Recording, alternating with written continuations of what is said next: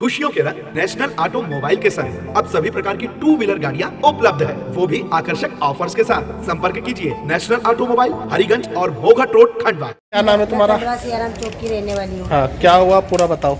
मैं 2009 से मेरी ड्यूटी नौकरी लगी थी। कहाँ पे लगी थी? रजूर हॉस्टल में, कन्या परिषद रजूर में। कहाँ पे ये रजूर में। अच्छा, फिर क्या हुआ? फिर अब 2013 1500 में नौकरी करी मैंने 14 साल के बाद अब सर मेरे मकान टूट गए और मेरी मम्मी की तबीयत बहुत ख़राब हो गई थी, दिमागी हालत ठीक नहीं थी। उसके कारण मेरी मम्मी के इलाज के लिए मैं रुक गई। मैंने कहा भी कि मेरे को ड्यूटी पे रख लो, तो उन्होंने मेरे को बोला कि कारण बताओ, इसके आवेदन दो और कारण बताओ। तो मैंने आवेदन भी दिए, एसी साहब के पास बार बार दौड़ी, आवक जावक में कागज़ देते रही तो कुछ सुनवाई नहीं मेरी हुई। और उसके बाद मैं जाने लगी तो फिर उसके बाद मेरी तबीयत ख़राब हो गई सर। मेरा सीजर हुआ। उसके बाद मेरे को डॉक्टर साहब ने आराम करने के लिए बोला, फिर दौड़ भाग नहीं पाई। इस साल मैं दौड़ भाग रही हूँ। अब ये लोग मना कर रहे हैं मेरे को। क्या बोल रहे हैं लोग? ये लोग बोलते हैं कि अब तुमको इतने साल हो गए तो अब हम नहीं रखेंगे नौकरी पे। 1500 में मैंने 13 साल नौकरी करी, मेरा सब कुछ तो बर्बाद हो गया। मेरा घर भी गया, मेरे पापा शांत हो गए, मेरी मम्मी की तबीयत खराब हो गई। अब मम्मी की सेवा करने में उसके बाद मेरा टाइम ऐसा हो गया, मेरे को बीमारी हो गई, नौकरी भी चली गई और नौकरी भी ऐसे चले गई। तो सर मैं अब क्या करूँ बताओ? इसके बाद तो आत्महत्या के अलावा कुछ भी नहीं बाकी है मेरे पास। तो अतिक्रमण कब टूटा था तुम्हारा? अतिक्रमण में 2022 में मेरे मकान टूट गए। 2022 में रोड पे रहने लगे, फिर रोड पे रहने लगे। तो हमने एक टप्पर बना लिया था, वो टप्पर बना के हम रहते थे, मेरी माँ और मैं। उसके बाद और हमारा टप्पर भी तोड़ दिया, ये अभी अगले महीने में तोड़ दिया हमारे टप्पर भी।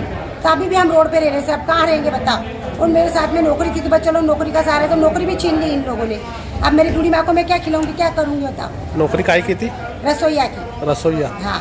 तो आपको तो साहब ने बोले थे कि आप ज्वाइन करो। साहब ने अभी रिटायर होते होते बोला कि ये लड़की को ज्वाइन करने दो, और कागज पे लिख के दिया। तो साहब लोग मेरे को कौन से एसी साहब कौन थे उस समय? पांडे सर। ये अभी शुक्ला जी थे? हाँ, शुक्ला पांडे वो थे सर। उन्होंने अच्छा काम किया मेरे लिए, मेरे सपोर्ट में बात भी की। उन्होंने बताया कि लड़की एब्सेंट थी, तो सर ने बोला कि नहीं, ये लड़की को ज्वाइन करने दो, गरीब लड़की है। अब वो लिखा हुआ कागज भी दिए साहब मेरे को। और मैं कितने दिन से दौड़ रही हूँ, 1 महीना 15 दिन हो गए मेरे को, 15 महीना, और मैं दौड़ रही हूँ, इधर जाओ उधर जाओ। अब मैं जन सुनवाई में अब मेरा न्याय मांगने आई, मेरे को न्याय चाहिए सर। क्या परेशानी आ रही है अब आपको? अब आपको मैंने अभी ये कागज दिए, अब जन सुनवाई में खड़ी हो गई मैं। घर बार कैसे चल रहा है? परेशानी क्या आ रही है? अब परेशानी कोई काम धंधा करूंगी सर, तो जब तक मेरी माँ को, बूढ़ी माँ को खिलाऊंगी। अब ऐसे में खाने पीने को परेशानी है? हाँ, खाने पीने को मैं काम करूंगी सर, जब भी तो मेरी माँ को पालूंगी ना मैं। बर्तन झाड़ू पोछा करने, तो बर्तन झाड़ू पोछा, मेरा तो ऑपरेशन हुआ सर, तो मैं कैसे बर्तन झाड़ू पोछा करूंगी बताओ ना? अभी क्या बोले साहब से मिले तो? आप साहब से मैंने कागज बोले कागज दे दो, रख दो, हम देख लेंगे बोले।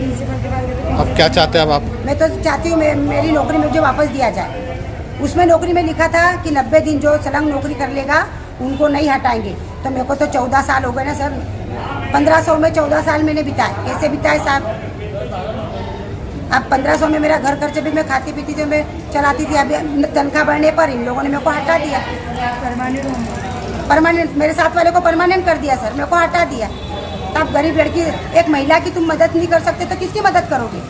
हाँ, मंत्री तो कितने महिलाओं की मदद कर रहे, तो मेरी मदद आप नहीं कर सकते। साहब लोग तो कौन करेगा मेरी मदद? मकान भी टूट गया, नौकरी भी टूट गया, नौकरी भी चले गई मेरी। नौकरी चाहिए बस। मुझे तो मेरी नौकरी चाहिए बस, मेरे को कुछ नहीं चाहिए सर। क्या नाम है तुम्हारा? सुमन नीलकंठ। सुमन नीलकंठ। सियाराम चौक के रहने वाले? हाँ, सियाराम चौक पे रहती हूँ साहब। ठीक है।